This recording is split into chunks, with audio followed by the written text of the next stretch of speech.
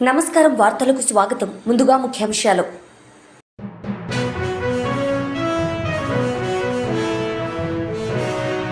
ప్రపంచ జనాభా దినోత్సవంలో పాల్గొన్న ముఖ్యమంత్రి నారా చంద్రబాబు నాయుడు ఈ సందర్భంగా ప్రసంగం.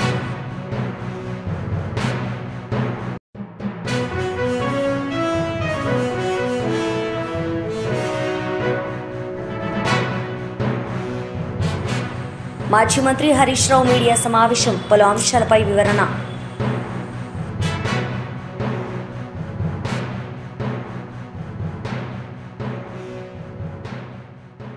ప్రపంచ జనాభా దినోత్సవంలో ముఖ్యమంత్రి నారా చంద్రబాబు నాయుడు పాల్గొన్నారు. ఈ సందర్భంగా ఆయన ప్రసంగించారు. సీట్లు రావు కదా, 33% రిజర్వేషన్ ఉన్నాయి, మెరిట్లో వస్తారు, 50-60% వస్తారంటే లాట్ ఆఫ్ బ్యాక్లాగ్ ఉంది.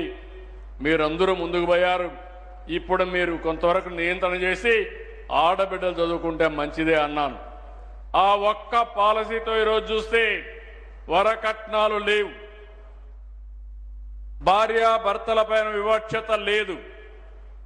ఈరోజు ఇంకొక మాటలో చెప్పాలి, నాలెడ్జ్ ఎకానమీలో ఐటీలో మీరు చూస్తే నేను ఎవరు వచ్చినా భార్యాభర్త ఇద్దరు ఐటీలో ఉంటారు. నేను అడుగుతున్నాను ఎవరి ఆదాయం ఎంత అని. నాకు వచ్చిన వాళ్ళలో 100లో 170% ఆడబిడ్డల ఆదాయమే, భార్యల ఆదాయమే ఎక్కువ ఉంది భర్తల కంటే. ఇదో గ్రేట్ రిఫార్మ్. ఇది అంటే శక్తి సామర్థ్యాల్లో ఆడబిడ్డలు తక్కువ కాదు. ఆ విషయం మీరు గుర్తుపెట్టుకోవాలి. తెలివితేటల్లో మీరు తక్కువ కాదు. ఒకప్పుడు అలాంటి సైకలాజికల్ ఫీలింగ్ ఇచ్చారు. ఆ సైకలాజికల్ ఫీలింగ్ ఏంటంటే శారీరకంగా ఆడవాళ్ళు ఎక్కువ పని చేయలేరని, మగవాళ్లకు పని చేస్తే రేట్ ఎక్కువ, ఆడవాళ్ళు పని చేస్తే రేటు తక్కువ వ్యవసాయ పనుల్లో. ఇది మోడర్న్ ఏజ్, ఇన్ఫర్మేషన్ ఏజ్. ఇది ఈ సమయంలో మీరు ఒకటి గుర్తుపెట్టుకోవాలి, మగవాళ్ళ కంటే ఆడవాళ్ళు ఎక్కువ ఫోకస్ ఉంది. ఆ ఫోకస్ వల్ల మీ ఆదాయాలు కూడా బాగా పెరిగే పరిస్థితి వస్తూ ఉంది. నేను రెండో విషయం కూడా చెప్పేవాడిని, జనాభాలో 50% ఆడబిడ్డలు, 50% ఇంటికే పరిమితమయ్యి పిల్లలు కనడానికే పరిమితం అయితే ఆర్థికంగా కూడా మనం పైకి రాము. రెండోది ఆర్థిక అసమానతలు ఉంటాయి. ఒకప్పుడు మీరు ఒకటి గుర్తుపెట్టుకోవాలి, ఇక్కడ ఉండే ఉమెన్ అంతా కూడా మనకు ఒక ట్రెడిషన్ ఉంది, ఉండేది పిల్లలు పుడితే తల్లిదండ్రుల మీద, తండ్రి పైన ఆధారపడేవాళ్ళు. తల్లి పైన కాదు, తండ్రి మనకు ఏదైనా డబ్బులు కావాలంటే ఇచ్చేవాడు, ఆడబిడ్డకైనా మగబిడ్డకైనా. పెళ్ళి అవుతానే భర్త, 10 రూపాయలు కావాలంటే భర్తే ఇవ్వాలి. మళ్ళా ముసలివాళ్ళు అవుతానే మళ్ళా కొడుకు పైన ఆధారపడాలి. ఏదైనా ఒక సరదా, సినిమాకు పోవాలన్నా పర్మిషన్ తీసుకోవాలి, షాపింగ్ పోవాలన్నా పర్మిషన్ తీసుకోవాలి. అదే మగపిల్లలకు అవసరం లేదు. ఇలాంటి అనేక వివక్షతలుంటే అవన్నీ రూపుమాపాం. ఈరోజు దానికి గర్వపడుతున్న. ఒకప్పుడైతే ఆర్టీసీ కండక్టర్లుగా నేను ఆడబిడ్డలకు ఇచ్చాను, రిజర్వేషన్లు పెట్టాను. చాలామంది అన్నారు ఆర్టీసీ కండక్టర్లుగా పనిచేస్తారా అని. కాదు, ఆర్టీసీ డ్రైవర్లుగా కూడా రిజర్వేషన్లు పెట్టా. కానీ కండక్టర్లు ఫుల్గా వచ్చారు, కానీ డ్రైవర్స్ రాలేకపోయారు. ఇప్పుడు ఎలక్ట్రికల్ వెహికల్స్ వస్తున్నాయి, డ్రైవింగ్ చేయడం కూడా చాలా ఈజీ. కార్లు అయితే చేయగలుగుతున్నారు. అది కూడా తొందరలోనే అన్ని రంగాల్లో రాణించే పరిస్థితి వస్తుందని చెప్పి కూడా నేను మీకు తెలియజేస్తున్నా. అయితే ఇక్కడ ఒక్క విషయం మిమ్మల్ని కోరుతున్నాం, మనం అవేర్నెస్ తీసుకురావాలి. నేచర్, ప్రకృతిలో ఆడవాళ్లే శిశువులకు జన్మిస్తారు తప్ప ఇంకోటి కాదు. అలాంటప్పుడు ఎలాంటి మార్పులు తీసుకురావాలో, జనాభా నియంత్రణ గురించి ఒకప్పుడు నియంత్రణ అన్నాం, ఇప్పుడు జనాభా నిర్వహణ. ఇందులో అందరూ కూడా భాగస్వాములు కావాలి. మగవాళ్ళు కూడా షేర్ చేసుకోవడం, ఎకనామిక్ సపోర్ట్ ఇవ్వడం, చైల్డ్ కేర్ సపోర్ట్ పెట్టడం, గవర్నమెంట్ కూడా పాలసీస్ మార్చడం, న్యూట్రిషన్ కూడా బ్యాలెన్స్ చేయడం, ఇలాంటి ఒకటి రెండు కాదు ఈరోజు డ్రాఫ్ట్ పాలసీ వస్తుంది. ఆ డ్రాఫ్ట్ పాలసీ అయిన తర్వాత ఏం చేయాలనో ఆలోచిస్తామని చెప్పి కూడా మీకు తెలియజేస్తున్నా. ఇంకో పక్క ఉమ్మడి కుటుంబాలు మళ్ళీ రావాలి. దానికి కూడా మనం ఏం చేయగలుగుతామో మనందరికీ తెలుసు. కుటుంబం అనేది ఒక భద్రత. మనం ఎంత కష్టపడి ఇక్కడ పనిచేసినా సాయంత్రం ఇంటికెళ్ళి భార్య భర్త ఇంట్లో ఉండే పెద్దలు పిల్లలతో కూర్చొని ఒక కాఫీ తాగితే మనకుండే కష్టాలన్నీ తీరిపోతాయి. మనకేదైనా డౌట్ వస్తే మన కుటుంబ సభ్యులతో మాట్లాడుకుంటే మనకు క్లారిటీ వస్తుంది. ఇంకో పక్క ఒక హెల్త్ సెక్యూరిటీ ఎవరికైనా బాగాలేకపోతే నా కుటుంబ సభ్యులు ఉన్నారు చూసుకుంటారని ఒక భరోసా వస్తుంది. రేపు ఏదైనా నాకు అనారోగ్యం వచ్చినా ఇంకొకరున్నారు వాళ్ళు మమ్మల్ని చూసుకుంటారు, హాస్పిటల్ తీసుకుపోతారని భరోసా వస్తుంది. ఇలాంటివి రావాలంటే మనందరం గుర్తుపెట్టుకోవాల్సింది మళ్ళీ ఉమ్మడి కుటుంబ విధానానికి పెద్ద కుటుంబాలకి మనం దోహదం చేయాల్సిన అవసరం ఉంది. ప్రభుత్వ పరంగా పాలసీలు అవి కూడా తీసుకొస్తామని చెప్పి కూడా నేను మీకు తెలియజేస్తున్నా. మాజీ మంత్రి హరీష్ రావు మీడియా సమావేశం నిర్వహించారు. ఈ సందర్భంగా పలు అంశాలపై ఆయన మాట్లాడారు. డాక్యుమెంట్స్ అన్నీ కూడా ప్రభుత్వం దగ్గర ఉంటాయి. మేము చీఫ్ సెక్రటరీ గారికి, జిఐడి సెక్రటరీ గారికి కూడా, ఇరిగేషన్ సెక్రటరీకి కూడా నేను లేఖ రాశాను. ఇన్ఫ్యాక్ట్ నాకు ఆ రోజుల్లో తీసుకున్న క్యాబినెట్ నిర్ణయాలు కానీ, ఆ రోజుల్లో తీసుకున్న క్యాబినెట్ నోటు కానీ, డిపార్ట్మెంట్కి సంబంధించిన సమాచారం అంతా కావాలని చీఫ్ సెక్రటరీకి, జిఐడి సెక్రటరీకి, ఇరిగేషన్ సెక్రటరీకి ముగ్గురు కూడా లేఖ రాశాను. కానీ వారి నుంచి స్పందన రావడం లేదు. బట్ ఏది ఏమైనా మా దగ్గర అందుబాటులో ఉన్న సమాచారం, నా దగ్గర ఉన్నటువంటి పూర్తి సమాచారాన్ని క్రోడీకరించి ఈరోజు కమిషన్ వారికి ఒక నోట్బుక్ను, ఒక బుక్ను సబ్మిట్ చేయడం జరిగింది. సో మా దగ్గర ఉన్న సమాచారం ప్రకారంగా మేడిగడ్డ, అన్నారం, సుందిల్లా బ్యారేజీలకు సంబంధించి 6 సార్లు క్యాబినెట్ నిర్ణయాలు జరిగాయి. 6 సార్లు క్యాబినెట్లో ఆమోదం పొందిన పేపర్స్ అన్నీ కూడా ఈరోజు కమిషన్ వారికి అందించాం. అంతేకాకుండా 3 సార్లు శాసనసభ అప్రూవల్ కూడా పొందడం జరిగింది. ఆ 3 సార్లు శాసనసభ అప్రూవల్స్ ఎప్పుడెప్పుడు జరిగాయి, ఆ శాసనసభలో జరిగినటువంటి డాక్యుమెంట్స్, జరిగిన చర్చ, వాటన్నిటినీ కూడా ఈరోజు కమిషన్కు అందజేయడం జరిగింది. నార్మల్గా శాసనసభ అనేటువంటిది మొత్తం రాష్ట్రం యొక్క లెజిస్లేచర్ అప్రూవల్ అనేది క్యాబినెట్ కంటే కూడా ఇంకా ఉత్తమమైనటువంటిది. సో 6 సార్లు జరిగిన క్యాబినెట్ అప్రూవల్ వివరాలను, 3 సార్లు జరిగిన శాసనసభ అప్రూవల్ వివరాలను, చర్చ వివరాలను పూర్తి స్థాయిలో ఈరోజు కమిషన్ గారికి డాక్యుమెంట్లతో సహా మేము అందజేయడం జరిగింది. అయితే జనరల్గా కమిషన్ విషయాలు ఇంకా అది కమిషన్ ఈజ్ ఆన్ గోయింగ్ కనుక దాని వివరాలన్నీ కూడా మేము ఇప్పుడు బయట పెట్టలేము. అయితే ఆ డాక్యుమెంట్ ఇచ్చేసి BJP leader Prakash Reddy media సమావేశం నిర్వహించారు. ఈ సందర్భంగా ఆయన మాట్లాడారు. కాంగ్రెస్ పార్టీ, నెహ్రూ కాంగ్రెస్ పార్టీ నుంచి ఇప్పటి వరకు అదే ఆలోచన అనుకోండి. ఎందుకంటే ఈ దేశంలో తమిళం ఒక జాతి, తెలుగు ఒక జాతి, కన్నడ ఒక జాతి, మలయాళం ఒక జాతి, కాబట్టి జాతులన్నింటినీ మా నెహ్రూయే కలిపిండి అనేటువంటి ఆలోచనతో మాట్లాడేవారు వీళ్ళందరూ కూడా. ఇప్పుడు కూడా దురదృష్టం ఇదే ఎస్ఎఫ్ఐ ఆర్గనైజేషన్ ఏదైతే ఈ సంఘాల పేరు మీద లెఫ్ట్ సెక్యులర్ పేరు మీద నడిపిస్తున్నటువంటి వాళ్ళు ఈ రోజు కూడా కేరళలో భరతమాత బొమ్మను పెడితే ఆ బొమ్మను తీసేయాలని చెప్పి ఈరోజు బీసీ నిన్న కూడా వైస్ ఛాన్సలర్ ఆఫీస్ మీద దాడి చేయడం, గవర్నరు బంగ్లాకి ప్రశ్న చేయడం జరిగింది. భరతమాత బొమ్మ పెడతా భరించలేరు, కానీ మార్క్స్ బొమ్మ పెట్టి మార్క్స్కు పూజలు చేయొచ్చు, ఆరతులు ఇచ్చి కొబ్బరికాయలు కూడా కొట్టచ్చు. కరల్ మార్క్స్కి ఆ స్థాయి దిగజారిండు. అంటే కరల్ మార్క్స్కు దండేస్తారు, కొబ్బరికాయ కొడతారు, పూజ చేస్తారు దేవుళ్ళలాగా. కానీ భరతమాతకు మాత్రం కొబ్బరికాయ పూజ అంటే కనీసం దండ కూడా ఏదో ఫోటోను ఆఫీసులో పెట్టద్దు. ఇదే ఆలోచన కాంగ్రెస్ పార్టీ నాయకులకు కూడా ఉంది. రాహుల్ గాంధీ అంటుంటాడు భరతమాత కోనే భరతమాత అంట. అంటే అంత దిగజారి మాట్లాడుతున్నారు.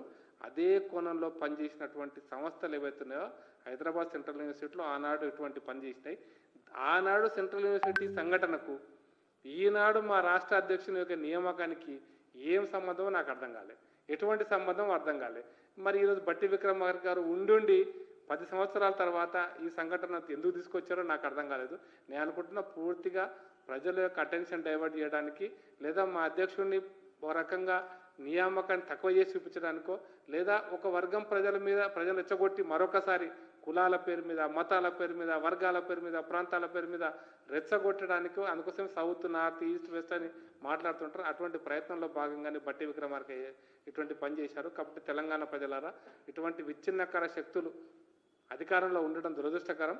ఈ విచ్ఛిన్నకర శక్తులకు ఖచ్చితంగా రాబోయే రోజుల్లో బుద్ధి చెప్పాలని మాత్రం మీ ద్వారా నేను విజ్ఞప్తి చేస్తూ కాశీ వెంకటేశ్వర గారిని మాట్లాడుతుందని కోరుతున్నాను.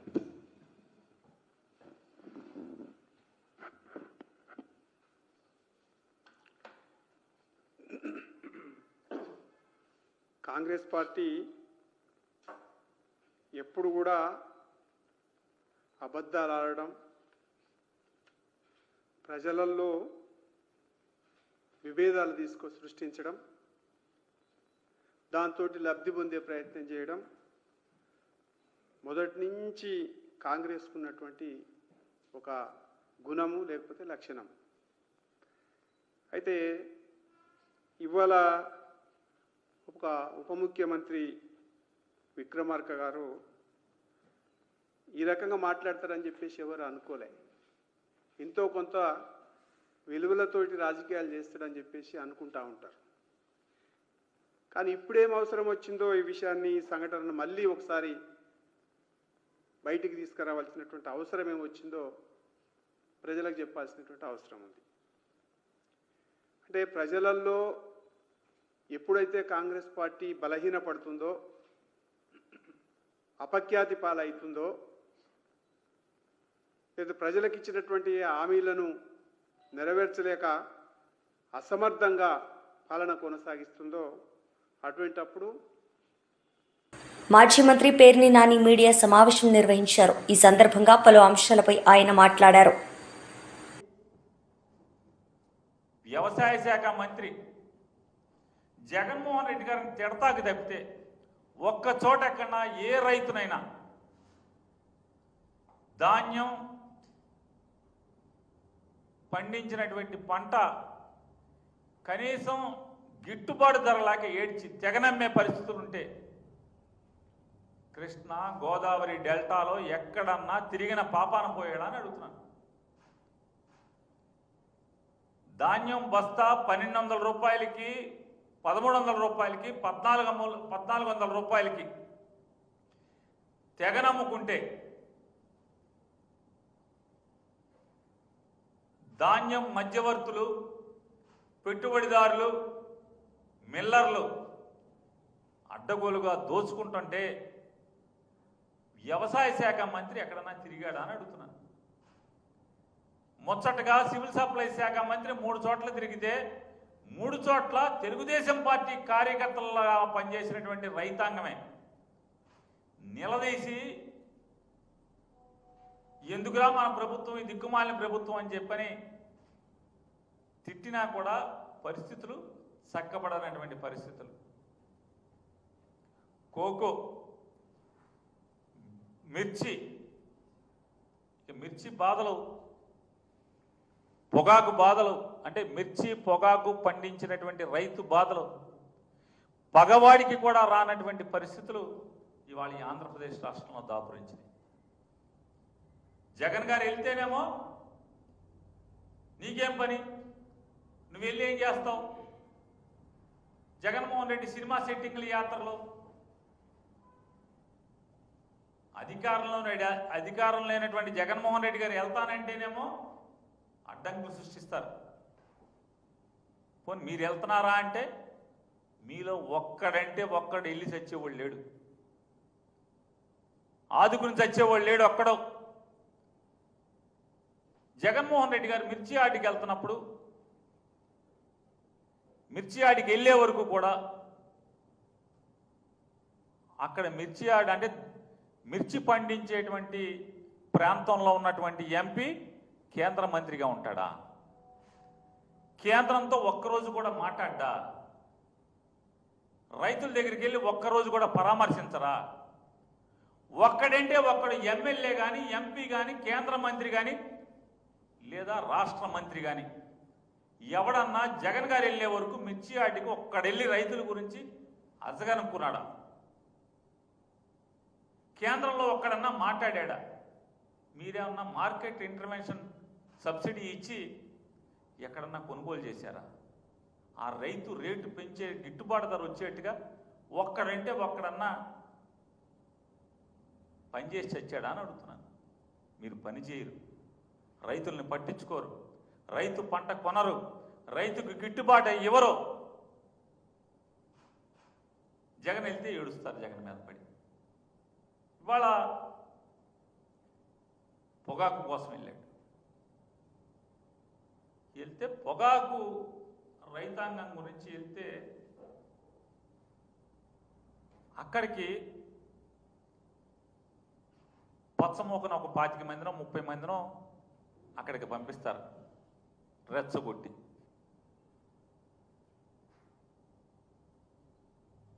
గట్టిగా డబ్బు ఇస్తారు, మీకెందుకు మేము చూసుకుంటామని చెప్తారు. చుట్టూ పోలీసులను పెడతారు తుపాకులు ఇచ్చి. అక్కడి నుంచి వాళ్ళు రాళ్ళు వేస్తారు. ఏంటంటే ఆడవాళ్ళకి అవమానం జరిగింది. ఎవడికి ఆడవాళ్ళకి అవమానం? ఎవడో టీవీ డిబేట్లు తిడతాను రోజు. అసలు మేము మీ టీవీలో ఏంటి కూలిచ్చి మరీ జగన్మోహన్ రెడ్డి గారిని పచ్చి బూతులు తిట్టిస్తున్నాయి కదా. ఒక్కరోజు ఒక్కటంటే ఒక్కరోజు ఈ TV5లో కానీ, ABNలో కానీ, ఈటీవీలో కానీ, మహా న్యూస్ కానీ, 9 కానీ, 99 కానీ, లేకపోతే బిగ్ కానీ, లేదా ఇట్లాంటి మీ అనుకూల ఛానల్స్ అన్నీ ఉన్నాయి కదా. ఈ మధ్య 10 TV కూడా మీకే అనుకూలం అయిపోయినట్టుందిగా. ఇట్లాంటి BRK ఈ ఛానల్స్ అన్నింటిలో 10-11 టీడీపీ అనుకూల మీరు పెంచి పోషిస్తున్నటువంటి ఈ ఛానల్స్లో జగన్ గారిని తిట్టకుండా ఒక్క డిబేట్ ఏమన్నా ఉందా మీరు చెప్పండి. ఎందుకని? మీరు ఈ 13 మాసాల్లో జనానికి చేర్చొచ్చింది లేదు కాబట్టి ఇక జగన్ గారి మీద విషం చెమ్మటం, జగన్ గారిని తిడతం తప్పితే మీ ఛానల్స్. వైసీపీ మహిళా లీడర్ వరుడు కళ్యాణి మీడియా సమావేశం నిర్వహించారు. ఈ సందర్భంగా పలు అంశాలపై ఆమె మాట్లాడారు. అలాగే పని ప్రదేశంలో కూడా మహిళలకి ఈ కూటమి ప్రభుత్వంలో రక్షణ లేని పరిస్థితి. వీటన్నిటికీ కారణం ఏంటంటే ఇన్ని సంఘటనలు జరుగుతూ ఉంటే ప్రభుత్వం అత్యంత నిర్లక్ష్యంగా వ్యవహరించడం వలన ఈ విధంగా రిపీటెడ్గా ఒకదాని మీద ఒకటి సంఘటనలు మనం వినాల్సిన దుస్థితి ఈ రాష్ట్రంలో కనిపిస్తూ ఉంది. ఈ రోజు తీసుకుంటే ఆ A1గా ఉన్న ల్యాబ్ అసిస్టెంట్ కళ్యాణ్ చక్రవర్తి తప్పించుకోవడం జరిగింది. అలాగే తీసుకుంటే ఆ మిగిలిన ల్యాబ్ టెక్నీషియన్స్ని సస్పెండ్ చేయడం జరిగిందంట. సస్పెండ్ ఎవరికి కావాలి? వాళ్ళకి కఠినమైన శిక్షలు పడాలి. ఈ రోజు తీసుకుంటే ఎన్ని సంఘటనలు మనం చూస్తున్నాం ఈ కూటమి ప్రభుత్వం అధికారంలోకి వచ్చాక. రోజుకి 70-80 సంఘటనలు మహిళల మీద అఘాయిత్యాలు జరుగుతున్నాయి. గంటకి 3-4 సంఘటనలు జరిగే పరిస్థితి. ముఖ్యంగా కళాశాలల్లో మహిళలకి కనీస రక్షణ లేని పరిస్థితి మనం చూస్తూ ఉన్నాం. ప్రభుత్వం, ముఖ్యమంత్రి గారు, డిప్యూటీ సీఎం గారు, హోమ్ మినిస్టర్ గారు అత్యంత నిర్లక్ష్యంగా వ్యవహరించడం వలన ఇలాంటి సంఘటనలు రిపీటెడ్గా జరుగుతూ ఉన్నాయి. వాళ్ళకి ఆ పనులు చేసే వాళ్ళకి భయం లేకుండా ఉండే పరిస్థితి మనం చూస్తూ ఉన్నాం. గతంలో చూసాం కొన్ని నెలల క్రితం గొడ్లవల్లేరులో ఆ ఇంజనీరింగ్ కాలేజీలో అమ్మాయిలు బాత్రూమ్స్లో CC కెమెరాస్ పెట్టి వాళ్ళకి ఎంత దారుణంగా ఇబ్బందులు పెట్టారో మనం చూసాం. ఆ సంఘటనలో ప్రభుత్వం అలాంటి పనులు చేసిన వాళ్ళకి అండగా నిలిచి ఏమీ లేదు అని చెప్పి అక్కడ విషయాన్ని కనుమరుగయ్యేట్టుగా చేయడం జరిగింది. అలాగే తీసుకుంటే ఇలాంటివి ఎన్నో సంఘటనలు. రాజమండ్రిలో నర్సింగ్ కాలేజ్ విద్యార్థిని ఒక వ్యక్తి వేధింపుల వల్ల ఆత్మహత్య చేసుకొని ఎన్నో రోజులు హాస్పిటల్లో ఉండి బ్రెయిన్ డెడ్ అయిపోయి చనిపోవడం జరిగింది. అలాగే తీసుకుంటే అనంతపురంలో ఇంటర్ విద్యార్థిని తన్మయి హత్య కావించబడ్డం మనం చూసాం. అలాగే రాప్తాడులో తీసుకుంటే 14 సంవత్సరాల దళిత బాలికను 14 మంది టీడీపీ కార్యకర్తలు 6 నెలలుగా గ్యాంగ్ రేప్ చేయడం జరిగింది. ఎంత దారుణమో! ఎంత ఘోరంగా కళాశాలలకు వెళ్లే బాలికలకి రక్షణ లేని పరిస్థితి. ఎందుకు ఇలాంటి పనులు వీళ్ళు రిపీటెడ్గా చేస్తూ ఉన్నారు అంటే ఇన్ని సంఘటనలు జరుగుతూ ఉన్నా ప్రభుత్వం వాళ్ళ మీద కఠినమైన చర్యలు తీసుకోని పరిస్థితి. హోమ్ మినిస్టర్ గారు ఎంతసేపు స్టేట్మెంట్స్కే పరిమితం, లేదా జగనన్నని తిట్టడానికి ఆవిడ పరిమితం అవుతున్నారు తప్ప ఇలాంటి వాటి మీద యాక్షన్ తీసుకొని పరిస్థితి. ఇప్పుడు కాకినాడ సంఘటనే తీసుకుంటే ఎంత దారుణం అంటే పవన్ కళ్యాణ్ గారు, డిప్యూటీ సీఎం గారు మహిళల రక్షణ కోసం ఎన్ని కబుర్లు చెప్పారు.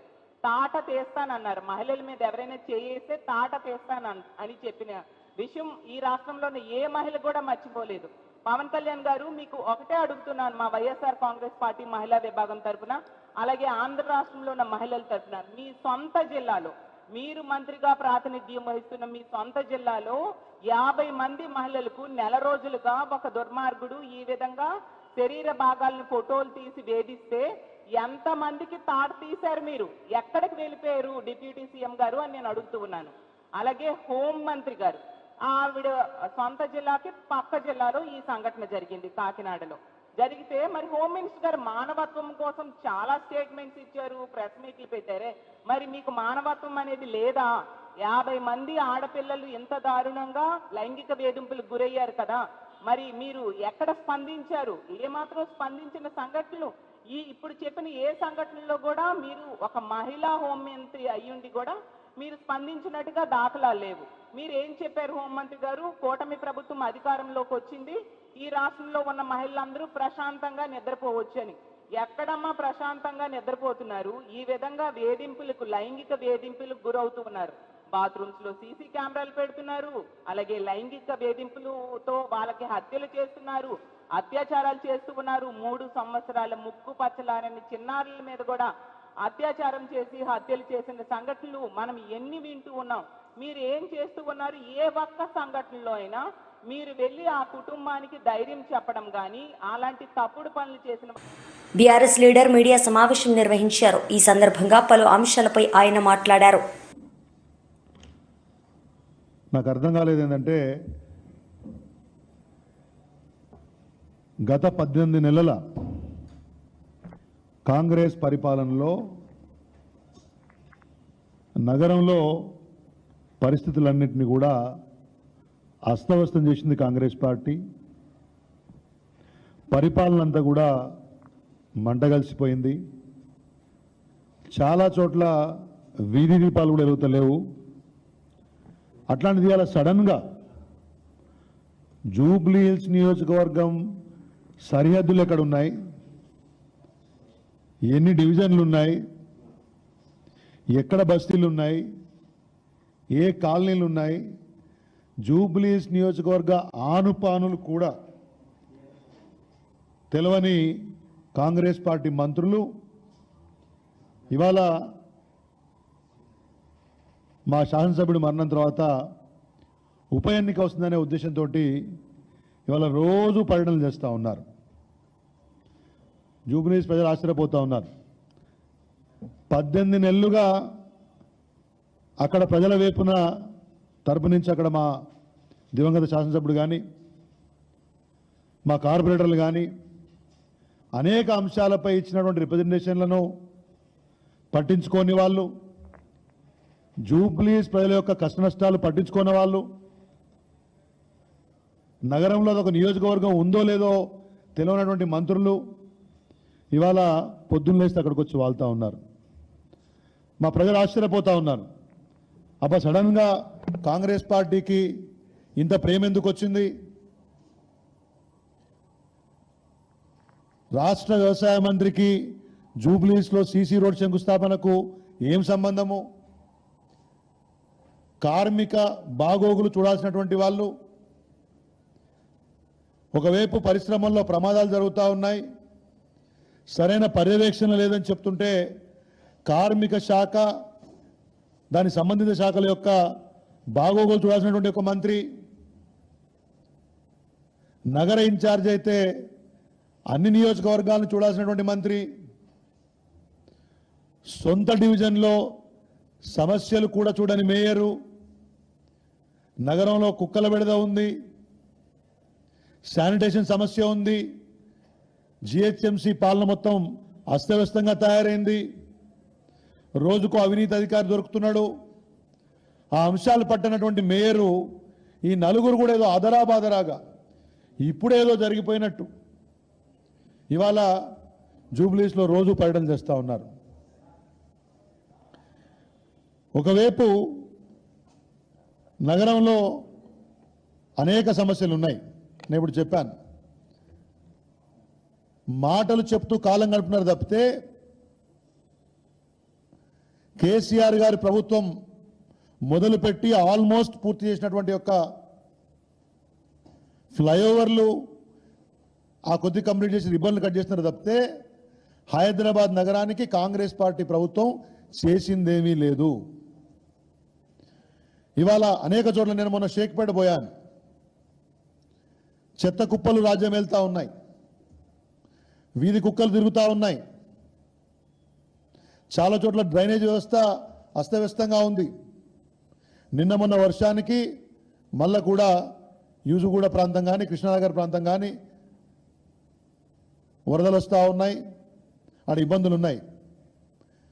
మా కార్పొరేటర్లు కానీ మిగతా వాళ్ళు ఇచ్చిన ప్రతిపాదనలు పట్టించుకొని ప్రభుత్వం ఈ నాయకులు ఇవాళ ఏదో ఉప ఎన్నిక వస్తుంది కాబట్టి ప్రజలను ఏదో మెప్పించాలా మభ్యపెట్టాలా అని చెప్పేసి మాట్లాడుతూ ఉన్నారు. తుమ్మలాశ్వర గారు మాట్లాడితే నేను చూశాను. ప్లీజ్ ప్రజలు తెలివైన నిర్ణయం తీసుకోవాలి, ఖచ్చితంగా తెలివైన నిర్ణయమే తీసుకుంటారు. బీఆర్ఎస్ పార్టీ వార్తలు ముగించే ముందు ముఖ్యాంశాలు మరోసారి.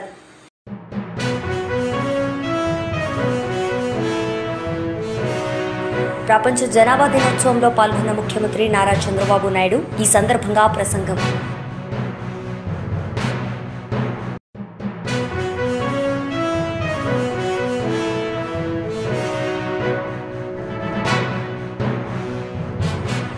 మాజీ మంత్రి హరీష్ రావు మీడియా సమావేశం, పలు అంశాలపై వివరణ.